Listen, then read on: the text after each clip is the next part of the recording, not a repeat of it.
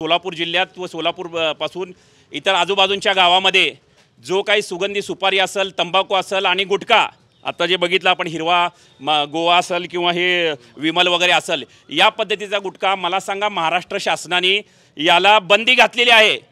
मग अधिकाऱ्यांची परवानगी असल्याशिवाय गुटखा सोलापूर जिल्ह्यात किंवा महाराष्ट्र राज्यात येतोच कसा, हा प्रथम प्रश्न आहे। जेणेकरून वेळोवेळी यांना 20 दिवस झाले निवेदन देऊन संबंधित गुटखा माफियांचे नावं सुद्धा याच्यामध्ये आहेत। गुटखा माफियांचे नावं दिलेले आहेत, कोण कोण गुटखा विक्री करतात, कोण कोण काय काय करतात ते, तरी सुद्धा एकावर सुद्धा या अधिकाऱ्यांनी कारवाई केली नाही।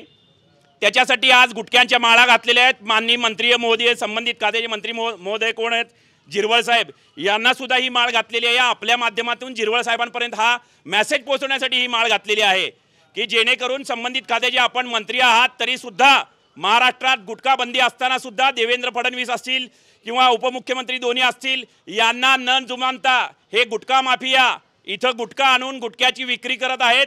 त्या गुटख्यावर बघता तुम्ही, ह्याच्यावर लिहिलेलं आहे की जबडा वगैरे दाखवलेला आहे, वेडावाकडा झालेला, तो कॅन्सर होऊ शकतो, तरी सुद्धा या पद्धतीचा गुटखा महाराष्ट्र आणि आजूबाजूच्या परिसरात येत आहे। याला जबाबदार फक्त आणि फक्त संबंधित अन्न औषध प्रशासनाचे अधिकारी आहेत। या दोन्ही सहाय्यक आयुक्तांना त्यांच्या खुर्चीला आज माळ घालून, तिथं जिरवळ साहेबांचा फोटो ठेवून, जिरवळ साहेबांच्या फोटोला माळ घालून आज त्यांचा एक नाही 10 वेळा निषेध करण्यात आला।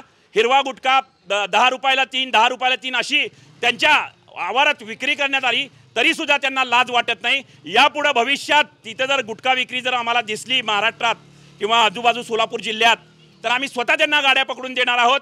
अन्यथा त्यांनी जर कारवाई नाही केली तर हेच माळा जी आहेत तर अधिकाऱ्यांना त्यांच्या घरी जाऊन किंवा कार्यालयात येऊन त्यांना घातल्याशिवाय आम्ही राहणार नाही।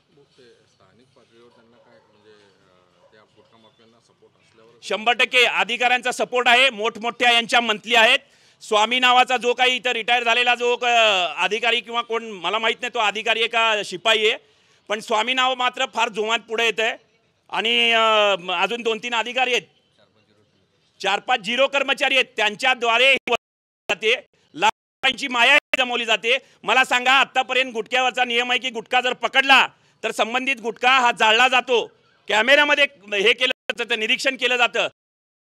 अर्धा गुटखा असा काढून ठेवतात, विक्री करतात, त्यांच्याकडनं तोडी करतात, गाड्या पकडतात, तोडी करतात, गाड्या सोडून देतात।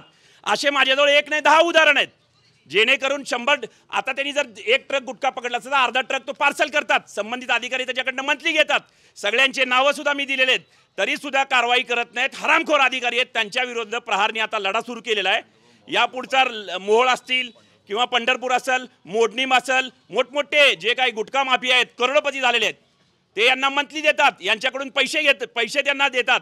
त्याच्यामुळे हे काही सगळं जे काय आहे ते राजरोसपणे बिनबोभाट चालू आहे। महाराष्ट्र शासनाला विनंती आहे, देवेंद्र फडणवीस असतील, दोन्ही उपमुख्यमंत्री असतील, जिरवळ साहेब, याच्यावर वेळीच आळा घातला तर ठीक आहे, अन्यथा आम्ही मंत्रालय मग गाठायला सुद्धा आम्ही मागे पुढे बघणार नाही। धन्यवाद।